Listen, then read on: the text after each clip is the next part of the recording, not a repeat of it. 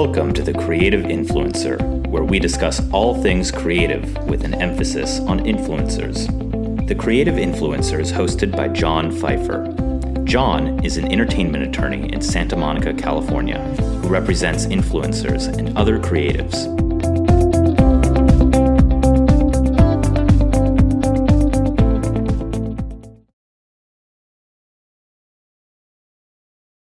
This is Minisode 12 of the 7th season of the Creative Influencer Podcast, and it is the 4th installment in our series on influencer brand agreements.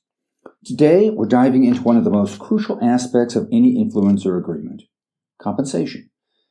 Understanding how and when you get paid underpins the entire influencer agreement process. After all, isn't getting paid the ultimate point? Let's unpack the complexities of compensation structures, the timing of payments, and what to watch out for in your agreements. First, let's talk about how influencers are typically compensated. Payment structures can vary significantly, but there are 4 common methods which may overlap depending on the deal. The first is lump sum payments. Many agreements specify a single payment that covers all services, expenses, and taxes related to the creation of the deliverables.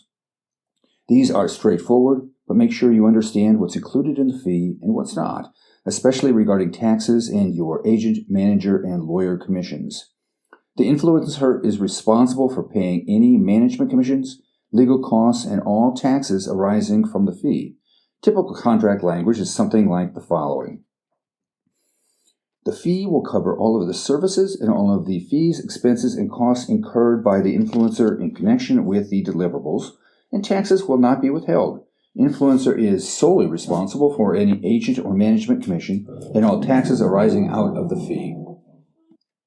Second, if there is a chance for more content beyond the initial agreement, know how this affects your compensation.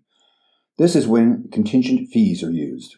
They're triggered when the brand opts for the creation of additional content beyond the initial agreement. The third common payment structure is travel and per diem, especially for attending concerts or festivals like Coachella. Compensation will usually include travel expenses, accommodations, and daily allowances, which are called a, air quote, per diem. Ensure you know the specifics and that they are clearly detailed in the agreement. It is typical to specify first-class airfare, private ground transportation, and a luxury hotel for the influencer and one guest. And in other more rare cases, the compensation may be a donation in the influencer's name to a charity.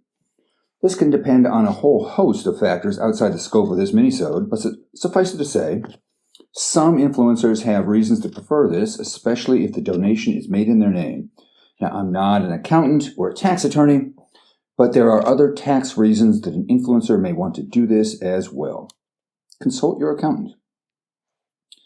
Next, let's talk about the timing of payments. I have 2 clients who are paid upon execution of the brand agreement, but that is rare. The more common scenario is for payment to be made 45 to 60 days after the content goes live. Performance or other compliance with the agreement terms can also influence when payment is issued. The way many influencers get tripped up is after they've created the content, they often forget the accounting portion of the deal. The influencer or their manager must submit tax forms, in the United States an IRS W-9 form. Most brands also require an invoice before they pay the fee, and in my experience, they never remind you to submit an invoice. Also, if you're working with an agency, expect delays as payments go through them first. To give you a clear picture of what we've just gone through, I've picked 3 examples from real influencer agreements I've worked on for my clients recently. 1, a major brand pays a fixed fee within 60 days after content delivery, contingent on proper documentation.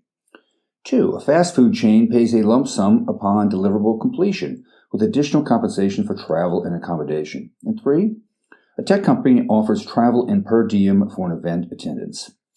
These differences emphasize the variety in compensation structures. Understanding the compensation structure of your influencer brand agreement is crucial. Always read the fine print. Know when and how you'll be paid and ensure you'll meet the requirements for payment.